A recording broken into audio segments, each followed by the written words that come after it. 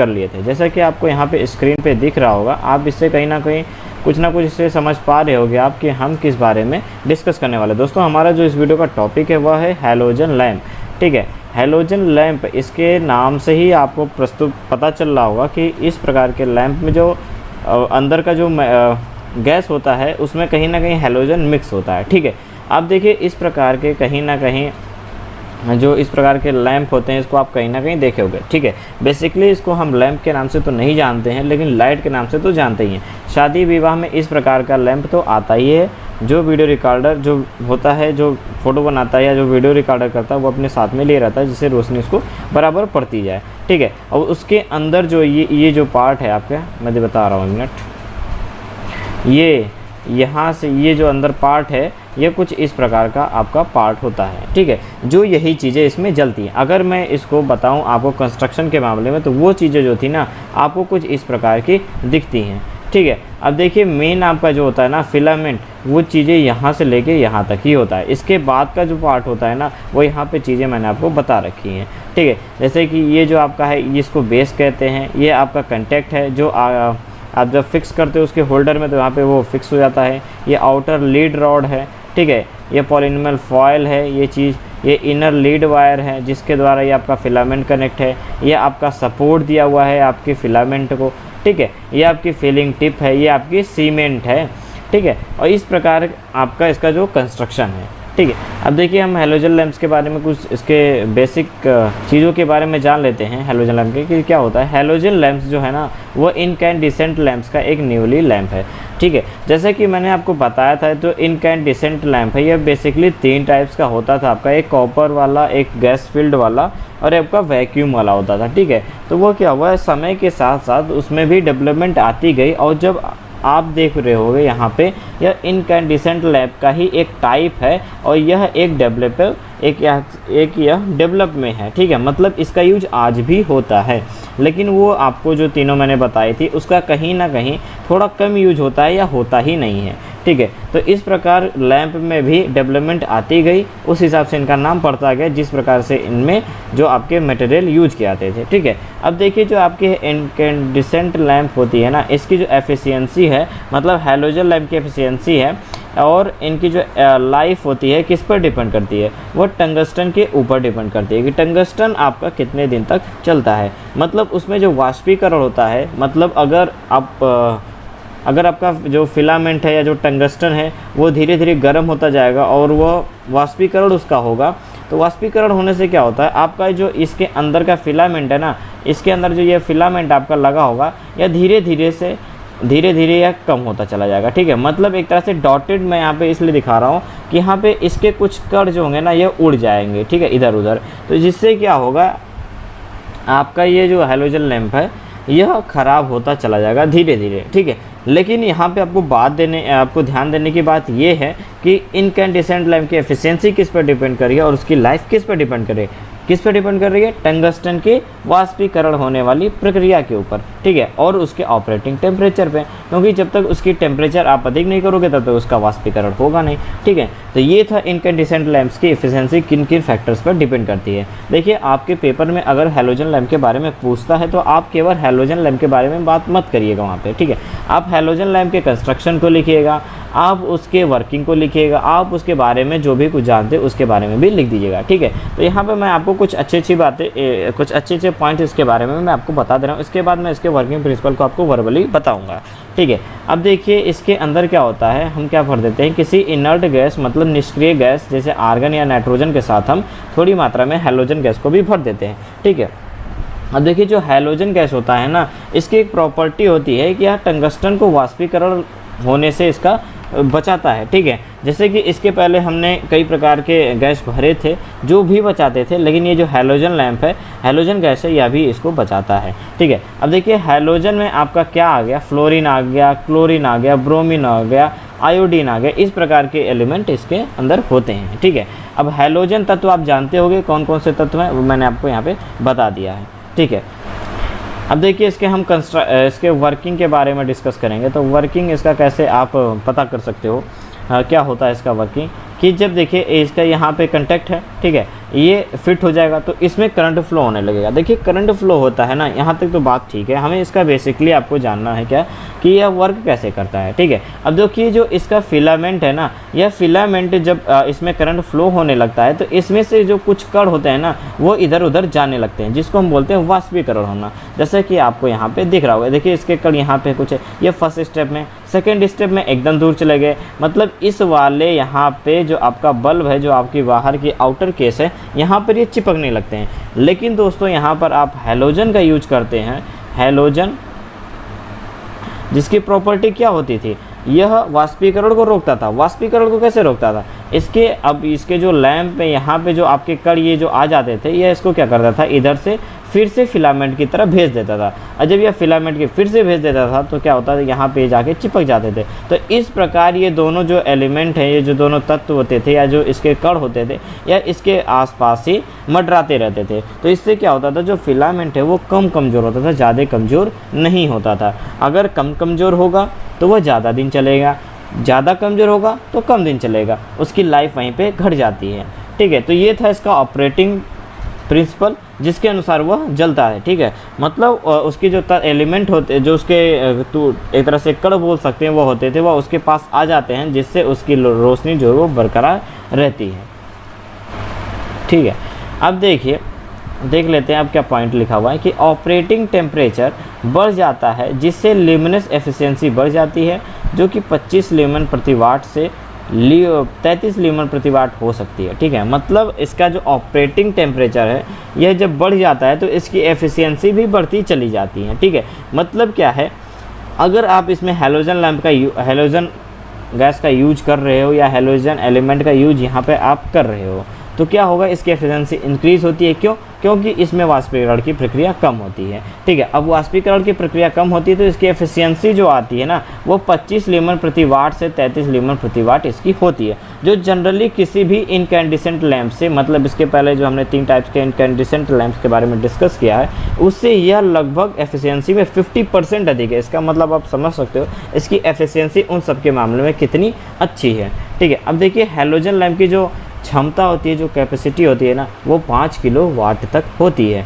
मतलब आप 5 kilo watt तक के कैपेसिटी वाले लैंप को बना सकते हो, ठीक है। अब इस प्रकार के जो लैंप होते हैं ना, वो काफ़ी रोशनी भी करते हैं, आप इसका बेहतरीन एग्जांपल देख चुके हो, ठीक है। अब देखिए इस प्रकार के जो लैंप होते हैं ना, इनका यूज कहाँ कहाँ पर होता है, इस चीज़ को भी हमें देखना है, ठीक है। अब देखिए इस प्रकार के जो लैंप होते हैं ना, इनका यूज कहाँ पे होता है, भवनों के बाहर, खेल के मैदानों में, पार्कों में, हवाई अड्डों पर, फैक्ट्रियों में, स्पोर्ट्स हॉल में, इन सब का यूज होता है। किस चीज़ के लिए? पर्टिकुलर रोशनी के लिए इसका यूज होता है, ठीक है। लेकिन पर्टिकुलर अगर हम बात करें प्रेजेंट टाइम में इसका यूज ज़्यादा कहाँ पे हो रहा है, इसका यूज ज़्यादातर आपके खेल के मैदानों में भी उतना नहीं हो रहा है, लेकिन इसका यूज ज़्यादातर कहाँ पे हो रहा है, आपका वीडियो फिल्म बनाने में। जैसा कि मैं आपको शादी के कैसेट वाला जब आता था बंदा, वो फ़ोटो खींचता था, वो एक साथ अपने लैंप इस प्रकार का लिया रहता था, ठीक है, जिसके अंदर जो आपका जो मेन हैलोजन लैंप होता था वो कुछ इस प्रकार का होता था,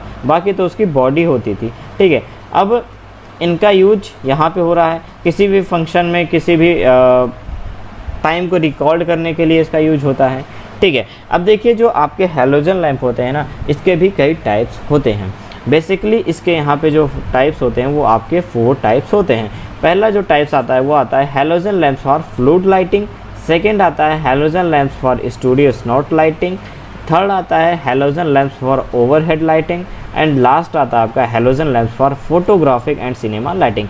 बारी बारी से हम इन चारों के बारे में डिस्कस करेंगे और इन चारों के बारे में मैं आपको बताऊँगा।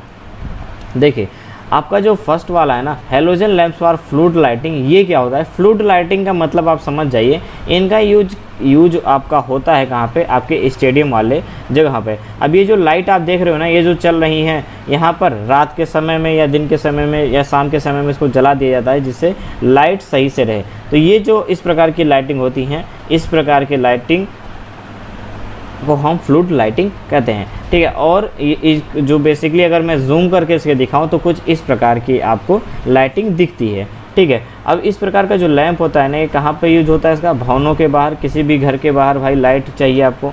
खेल के मैदानों में, जैसा कि मैंने आपको यहाँ पे बताया है, किसी भी पार्क में, हवाई अड्डा में या वीडियो फिल्म बनाने में। ठीक है, वीडियो फिल्म बनाने में कैमरे के साथ ये रोशनी देने के लिए होता है, तो इसे हम कहते हैं halogen lens for fluid lighting. ठीक है, अब इसके हम कुछ स्पेसिफिकेशन को देख लेते हैं कि इसकी जो टाइप होती है वो कैसी होती है। जैसा कि आप यहाँ पे देख रहे होगे, ये कुछ यहाँ पे मैं डार्क कलर ले लेता हूँ, यहाँ पे जो एलिमेंट लगा हुआ है ये ना, ये कुछ आपका जो होता है, इसकी जो देख रहे होंगे आप, यह पतली ट्यूब के रूप में होती है। ठीक है, जैसे कि मैंने आपको फर्स्ट वाले में ही दिखा दिया था, अभी दिखा दे रहा हूँ फिर से मैं आपको। यहाँ पे देखिए ये चीज़, ठीक है, एक तरह से ये पतला ही तो है, जैसे आपकी ट्यूब होती है ना पतली वाली, उसी प्रकार तो है ये वाला चीज़। ठीक है, तो इसका जो टाइप हो गया वो तो पतली ट्यूब के रूप में हो गया। ठीक है, इसका जो वाट होता है, मतलब कितने वाट तक होता है, ये 1000 वाट तक होता है। ठीक है, इसकी जो फिलामेंट होती है, मतलब अंदर जो इसके फिलामेंट लगी होती है, इसकी लंबाई जो होती है ना, वह 120 mm तक हो सकती है। यह जो मैं आपको स्पेसिफिकेशन बता रहा हूँ, एग्जाम्पल आप एग्ज़ाम में कुछ भी लिख दोगे तो चल जाएगा, कुछ भी मतलब थोड़ा सा लिख दोगे तो भी चल जाएगा, लेकिन आपसे कोई भी इसके बारे में क्वेश्चन कर सकता है। ठीक है, अब इसके अंदर जो ट्यूब लगा होता है ना, उसका जो डायमीटर होता है, डायमीटर किसे कहते हैं, जैसे आपका ये इस प्रकार का अगर इसके अंदर ट्यूब लगा होगा, तो ये यहाँ से इस पॉइंट से लेके पूरे इस पॉइंट तक जो आपका लंबाई होगी, इसको हम बोलते हैं डायमीटर, यह कितनी होगी, 12 mm की होनी चाहिए। ठीक है, अब इसके बाद लुमिनस फ्लक्स है, वह 1 मिनट में वाला है, ये कितना होगा, 22,000। ठीक है, अब देखिए लुमिनस फ्लक्स के बारे में अगर आपको जानना है तो आप शायद 3rd लेक्चर है उसको देख लीजिएगा, प्लेलिस्ट इसकी पूरी बन चुकी है, वहाँ पर आप जाके देख लीजिएगा। ठीक है, वहाँ पर लुमिनस फ्लक्स आप क्या होता है वो आपको समझ में आ जाएगा। ठीक है, अब देखिए इसकी जो एवरेज लाइफ होती है वो 2000 घंटे की होती है, मतलब एक बल्ब को आप जलाएंगे तो लगभग 2000 घंटा चल जाता है। इसकी जो वोल्टेज है वो 230 वोल्टेज है, जो नॉर्मली जनरली होती है। ठीक है, अब इसके बाद जो नेक्स्ट आपका लैंप आता है वो आता है halogen lamp for studio snout lighting. ठीक है, अब देखिए यहाँ पे स्नॉट है, तो स्नॉट से आपको समझ जाना है, आप ऐसी फ़ोटो कहीं ना कहीं देखे होंगे। ठीक है, अब देखिए ऐसी फ़ोटो में आपको ये जो लाइट पीछे दिखती है, या इस प्रकार की जो लाइटिंग दिखती है, या कहीं खिड़की उड़की से तो आती नहीं है, इसको लाइट उन्हें आर्टिफिशियल बनाना होता है। तो आर्टिफिशियल बनाने के लिए क्या होता है, इस प्रकार का कुछ डिवाइस का यूज करते हैं और इसके अंदर कुछ इस प्रकार का लैंप्स लगाया जाता है, जिससे इनके अंदर से फोकस डालते हैं आपके शरीर पे, कहीं भी डालते हैं, जैसे इनके यहाँ पे इनके फेस पे डाला गया है। ठीक है, तो इस प्रकार एक अलग टाइप का आपका आ जाता है फ़ोटो। तो इस प्रकार के फ़ोटो को खींचने के लिए हम किसका यूज करते हैं, halogen lens for studio snout lighting का। ठीक है, अब इसके स्पेसिफिकेशन के बारे में बात करें तो इसकी जो टाइप होती है ना, इसके अंदर जो होता है वो एक बल्ब टाइप का होता है, जिसको इस प्रकार के कुछ डिवाइस के सहायता से हम उस लाइट को जलाते हैं और आपके फेस पर उससे फोकस बनाते हैं। ठीक है, अब इसकी जो वाट कैपेसिटी होती है वाट में 650, 650 या 1000 वाट की भी हो सकती है, जैसी आपकी रिक्वायरमेंट हो। अब देखिए इसके अंदर जो फिलामेंट लगी होती है ना, ये चौड़ाई गुणे ऊंचाई में लगी होती है, किसमें 15/15 में और 15/16 में, किसमें इसका मेजर हुआ है mm में। अब इसकी जो लुमिनस फ्लक्स होती है वो आती है 16,800 एंड 26,000। इसके एवरेज लाइफ जो होती है वो 100 से 150 होती है घंटे में। ठीक है, वोल्टेज जो है वो आपका वही नॉर्मल रहता है। इसके बाद जो आता है ना आपका, वो आता है halogen lens for overhead. Overhead से आप यहाँ पे समझ रहे होगे ऊपर, मतलब आपके घर में या आपकी रूफ़ है, यहाँ पे अगर कोई लाइट लगी हुई है आपके रूफ़ में, तो वो किस प्रकार की लैंप वहाँ पे लगाई जाती है, हैलोजन लैंप्स लगाई जाती हैं, जैसा कि आपको यहाँ पे दिख रहा होगा। ठीक है, इस प्रकार के लैंप्स यहाँ पे यूज किए जाते हैं आपके ओवरहेड में। इनकी स्पेसिफिकेशन के बारे में बात करूँ तो इसमें जो लगे होते हैं हैलोजन, वो एक तरह से ट्यूब के टाइप का होता है। इसकी जो कैपेसिटी होती है वो 600 वाट की तक हो सकती है। इसकी जो लुमिनस फ्लक्स होती है वो आती है 15,000। उसके बाद इसकी जो एवरेज लाइफ होती है वो 65 घंटे की लगभग होती है। ठीक है, और जो वोल्टेज होता है वो नॉर्मल होता है। ठीक है, इसके बाद आता है आपका लास्ट वाला, वो आता है halogen lens for photographic and cinema lighting. इसके पहले हमने बात किया था स्नॉट वाले में, तो उसमें आप कंफ्यूज मत होइएगा। स्नॉट वाले में क्या होता था, आपके किसी पर्टिकुलर एक फेस पे या आपके किसी पर्टिकुलर पार्ट पे वहाँ पे डाला जाता था फोकस, जिससे वो एक तरह से ऐसा लगता था कि लाइट उसी पे फोकस डायरेक्ट जा रही है। ठीक है, तो कुछ फ़ोटो में अच्छा दिखाई देता था और कुछ इफेक्ट डालने के लिए वैसा यूज किया जाता था। ठीक है, लेकिन यहाँ पे क्या है, पूरे ओवरऑल आपके फ़ोटो, पूरे आपके बॉडी पार्ट, हर जगह पे फोकस बनाने के लिए इस प्रकार के लैंप्स का यूज किया जाता है। इस लैंप्स को क्या कहते हैं हम? Halogen lamps for photographic and cinema lighting. ठीक है, जैसा कि मैंने यहाँ पे लिखा भी हुआ कि इस प्रकार के लैंप का यूज कहाँ पे किया जाता है? फोटोग्राफी में या सिनेमा में। ठीक है, अगर इसके स्पेसिफिकेशन के बारे में बात करें तो इसके अंदर जो लगे होते हैं लाइट, वो एक तरह से ट्यूब के टाइप का होता है, और जो आपका इसके जो इस बल्ब की कैपेसिटी होती है, जो इस लैम्प की कैपेसिटी होती है, वो 1000 वाट तक होती है। इसका जो लुमिनस फ्लक्स होता है वो 33,000 से 25,000 तक लगभग होता है। इसकी जो एवरेज लाइफ होती है ज़्यादा नहीं होती, 15 से 20 घंटा होती है, और जो वोल्टेज होता है वो नॉर्मली होता है। ठीक है, तो ये था आपका हैलोजन लैंप्स। दोस्तों आशा करता हूँ आपको हैलोजन लैंप्स के बारे में पूरी जानकारी मिली होगी। हम इस वाले वीडियो में आर्क लैम्प के बारे में डिस्कस करने वाले हैं और गैसेज डिस्चार्ज लैम्प के बारे में डिस्कस करने वाले हैं। दोस्तों इस वीडियो में हम आर्क लैम्प के बेसिक स्ट्रक्चर, उसकी वर्किंग प्रिंसिपल, उसका एप्लीकेशन क्या होता है इसके बारे में भी डिस्कस करेंगे। उसके बाद हम गैसेज डिस्चार्ज लैम्प के बारे में, उसके वर्किंग प्रिंसिपल, उसके एप्लीकेशन और उसका किस प्रकार का वो दिखता है, इसके बारे में हम डिस्कस करेंगे। और इसमें एक और एडिशनल पॉइंट हम ऐड करने वाले हैं, गैसेज डिस्चार्ज लैंप के टाइप के बारे में भी डिस्कस करेंगे। तो दोस्तों अगर आप हमारे चैनल पर नए हैं तो हमारे चैनल को सब्सक्राइब कर लें, बेल के आइकन को भी प्रेस कर लें, वीडियो को पूरा देखें। वीडियो अगर अच्छी लगे तो लाइक भी करिएगा। दोस्तों कुछ नहीं समझ में आए तो कमेंट में भी पूछिए, अगर थोड़ा सा भी समझ में आता है तो कमेंट में बताइए आपको क्या समझ में आया। दोस्तों चलिए वीडियो को शुरू करते हैं। दोस्तों आर्क लैंप अगर आपने नहीं देखा है तो मैं आपको पिक्चर दिखा देता हूं। तो उसका जो कंस्ट्रक्शन होता है ना, वो कुछ आपको इस प्रकार का दिखता है। अगर इसको आप दूर से देखोगे तो आपको इस प्रकार दिखेगा, नज़दीक से देखोगे तो आपको इस प्रकार दिखेगा। मैं यहाँ पे नज़दीक वाला इसलिए आपको दिखाया हूँ कि ये जो आपका ट्यूब होता है, इसके अंदर ये ट्यूब, इसके अंदर जो होता है ना कार्बन का, जो एक तरह से पेंसिल आप कह सकते हो, यह आपको किस प्रकार दिखता है इसलिए। ठीक है, और इसका यूज कहाँ पे होता है आप यहाँ पे देख सकते हो। एक जैसे घर में हो गया, ओवरहेड लाइटिंग के लिए इसका यूज आप कर लिए, आप इसका सजावट के लिए भी इसका यूज आप कर सकते हो। ठीक है, तो ये था कुछ आर्क लैंप के पिक्चर्स के बारे में। आशा करता हूँ आप जान के होंगे। अब देखिए, अब हम आर्क लैंप के बारे में जानेंगे क्या होता है आर्क लैंप।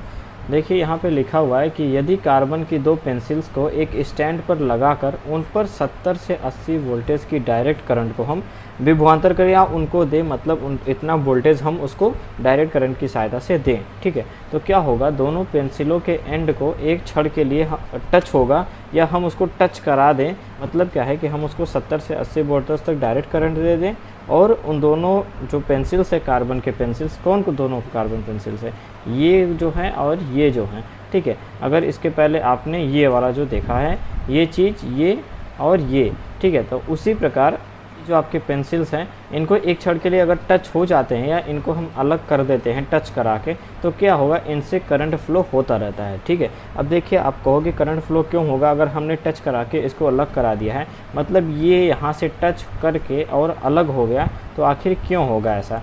देखिए इसका भी एक रीज़न होता है। आपने इससे एक सर्किट ब्रेकर पढ़ा था ना, उसमें क्या होता था, दोनों एंड से एक मूविंग एंड से एक आपका फिक्स्ड कंटेक्ट था। जब इन दोनों में टच होता था तो ये धीरे धीरे एक तरह से ऐसे पाथ बना लेते थे, इसमें से इनको करंट फ्लो होने लगता था। ठीक है, तो वहाँ पे क्या जनरेट होता था, आपका आर्क जनरेट होता था। उसी प्रकार इस वाले लैंप में भी ऐसे प्रिंसिपल पे ये वर्क करता है, जिसके अनुसार ये जब कंटेक्ट्स का टच होते हैं और जैसे ही अलग होते हैं तो इनमें एक तरह से पाथ ऐसे बन जाता है, जिससे इनमें करंट तो आसानी से फ्लो होता है, और इसी करंट के फ्लो होने से ये पूरे आर्क लैंप पे ऑपरेशन होने लगता है। ठीक है, तो इससे क्या होता है, वहाँ पे आर्क जनरेट हो जाती है। ठीक है, अब आर्क जनरेट होगा तो जैसे आप देख रहे होगे कि उसको कंट्रोल करना होता है, तो इसकी टेम्परेचर कितनी हो जाती है, 3500 डिग्री सेल्सियस से 4000 डिग्री सेल्सियस तक इसकी हो जाती है टेम्परेचर।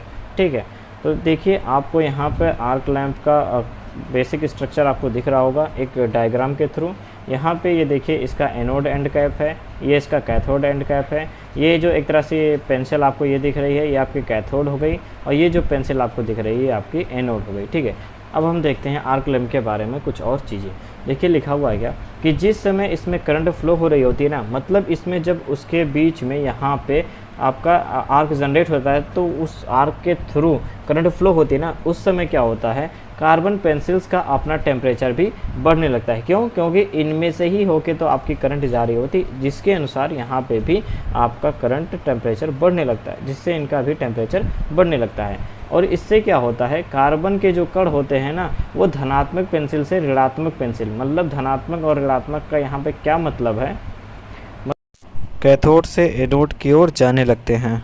इससे क्या होता है, धनात्मक एंड का जो सिरा होता है वो खोखला हो जाता है और ऋणात्मक सिरा का जो होता है एक तरह से वो नुकीला हो जाता है, हो गया ऋणात्मक, ये हो गया आपका धनात्मक। ठीक है, ये इससे क्या होता है, अब इस प्रकार यदि हम इनके दोनों पेंसिल्स की दूरी को और अधिक हम कर देंगे, मतलब इनकी ये इतनी दूरी है तो यहाँ पे समझ लीजिए बन गया आर्क, लेकिन अगर ये जो आपका कंटेक्ट है इससे हम ज़्यादा दूर कर देंगे तो इनके अंदर जो आर्क बना होता है, जो जनरेट हुआ होता है, वो बुझ जाता है।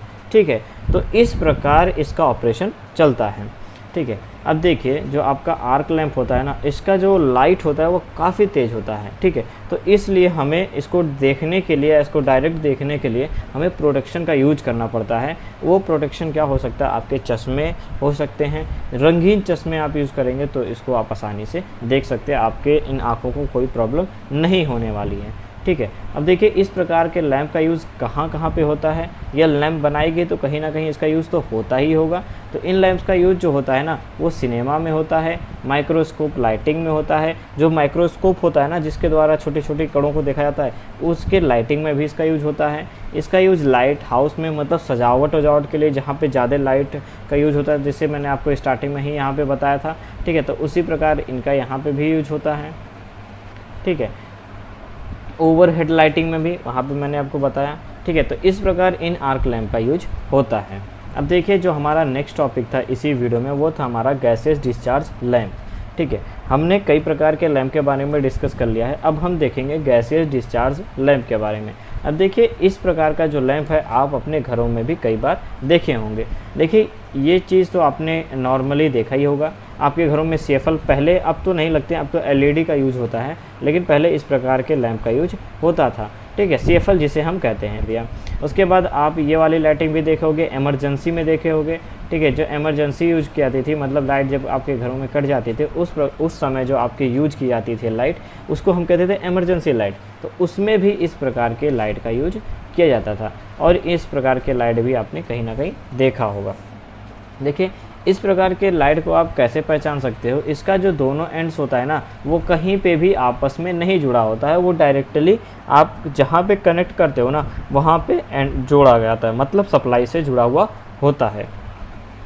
अब देखिए इसके बारे में हम जानते हैं क्या लिखा हुआ है कि गैसेस डिस्चार्ज लैंप एक कांच के ट्यूब का बना होता है। जैसा कि आपको अभी दिखा होगा कि वो किसका बना होता है, एक कांची का तो बना होता है, जिसमें क्या होती है, इनर्ट गैसें भरी हुई थी, जैसे आर्गन हो गई, इस प्रकार की जो इनर्ट गैसें होती है वो इसमें भरी रहती हैं। ठीक है, अब लैंप के दोनों एंड्स पर, जैसे मैंने आपको बताया, अगर इस प्रकार के लैंप्स को आपको पहचानना है ना, तो इसके दोनों एंड्स पर इस प्रकार के लगे होंगे। ठीक है, एनोड और कैथोड।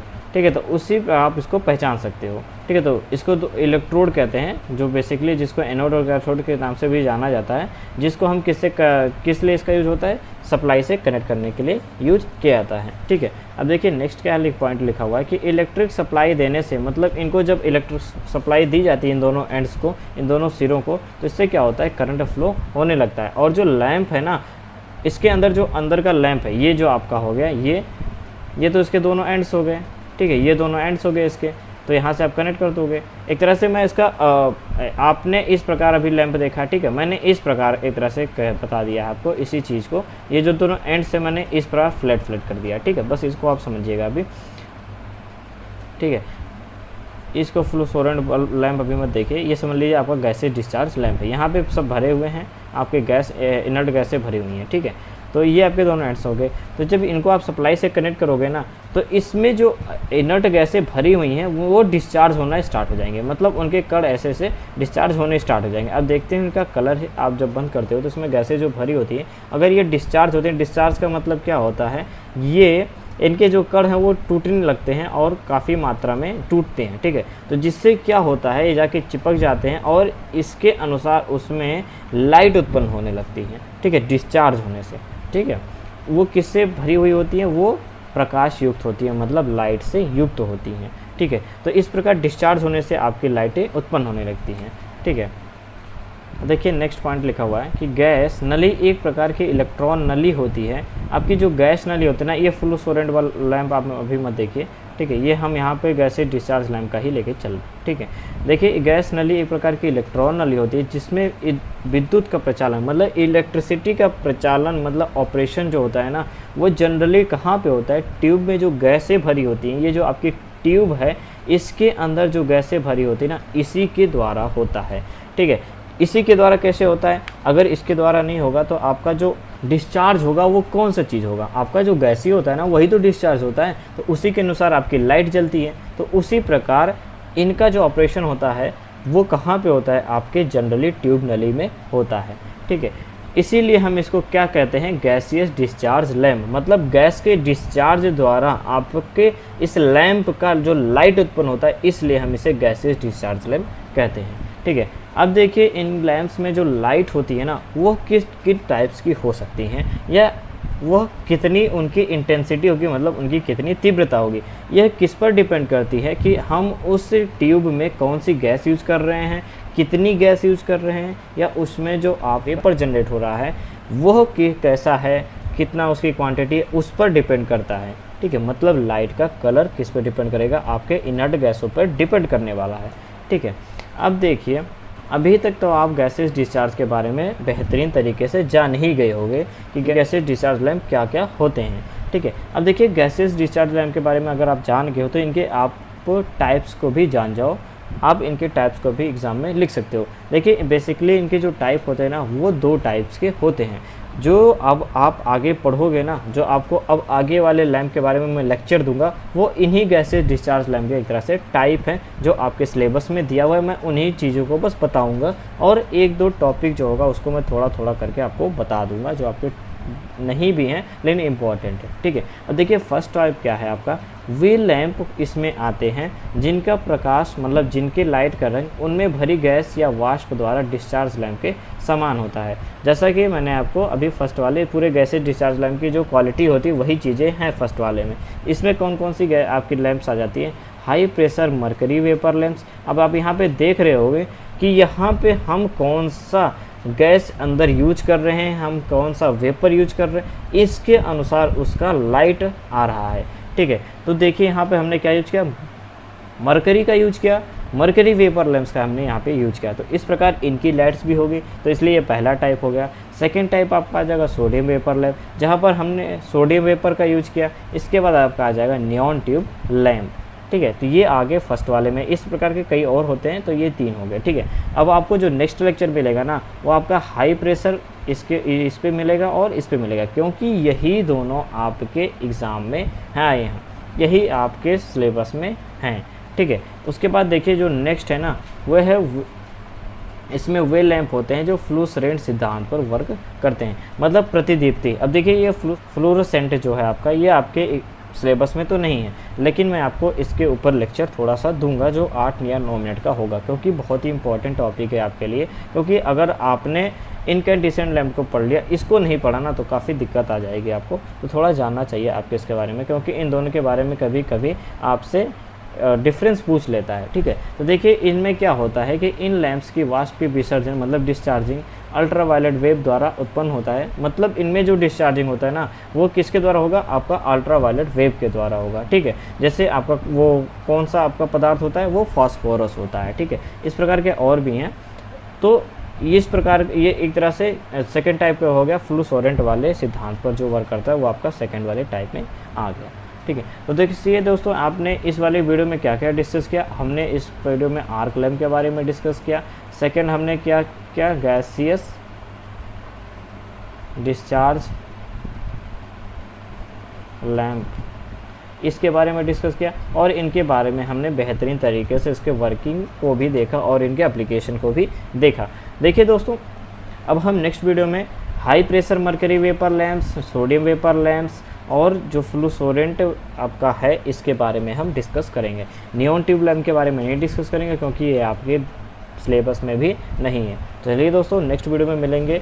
लेकिन दोस्तों, अगर आप हमारे चैनल पर नए हैं तो हमारे चैनल को सब्सक्राइब कर लिया। वीडियो अगर अच्छी लगी तो वीडियो को लाइक करके जाएगा। दोस्तों नेक्स्ट वीडियो में मिलेंगे, तब तक के लिए धन्यवाद।